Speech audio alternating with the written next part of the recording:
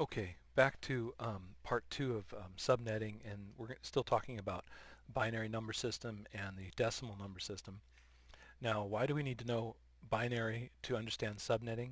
Well, it's in the nature of IP addresses.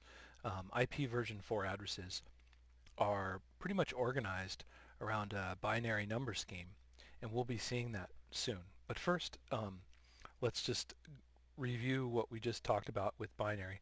So let's say you wanted to you need to be able to in Cisco write any number in binary quickly. So let's say I wanted to do the number um, to, let's say, 34. This 234 in decimal, right? I want to write it in binary.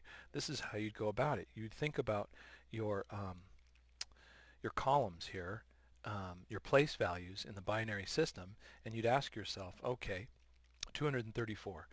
Am I going to need a 128? Yes. Okay, and then you could say, am I going to need a 64-bit?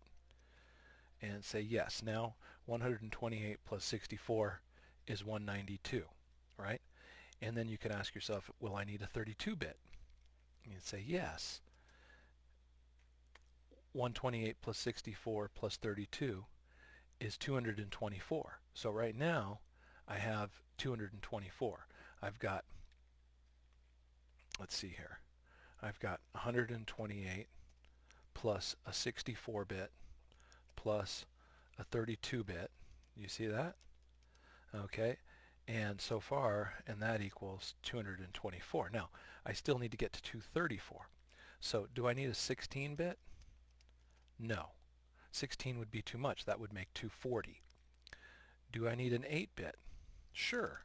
If I took an 8-bit, add 8 more to 224, and that would be now 232, right? And then do I need a 4-bit? No, that would be too much. That would equal 236. Do I need a 2-bit? Yes. So add a 1 there and a 0 there, and now you have the right number. 128 plus 64 plus 32 is 224, plus 8 is 232, plus 2 is 234. Let me put this in here. Plus 2 equals 234. So that's how I would write. So my binary number to reach 234 in decimal equals 111011010 in binary, and vice versa.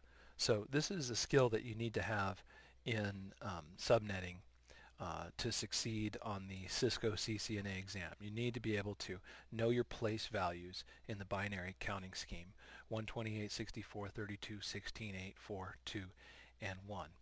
Or 2 to the 0, 2 to the 1, 2 to the 2, so on and so forth. So you should be able to write any number that way. You should be able to decode any number, right? And we could do it with another number. Let's try it again one more time. We'll do an easier one.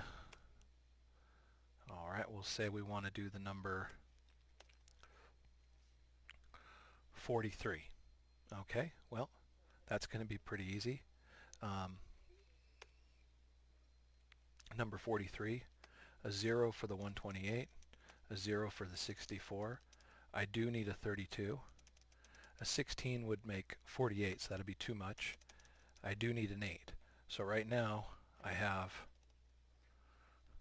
32 plus 8 equals 40. I'm not going to need a 4, but I will need a 2 and a 1. So that'll be plus 8 plus 2 plus 1 equals 43. So 43 in binary equals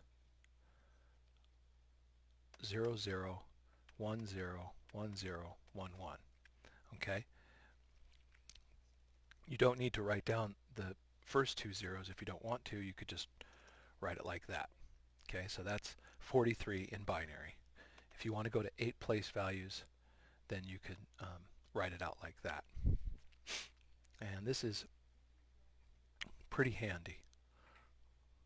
You need to be able to know how to do this to succeed on your CCNA, and it'll be much more apparent when we start talking about when I start talking about the nature of subnet in reference to an IP address.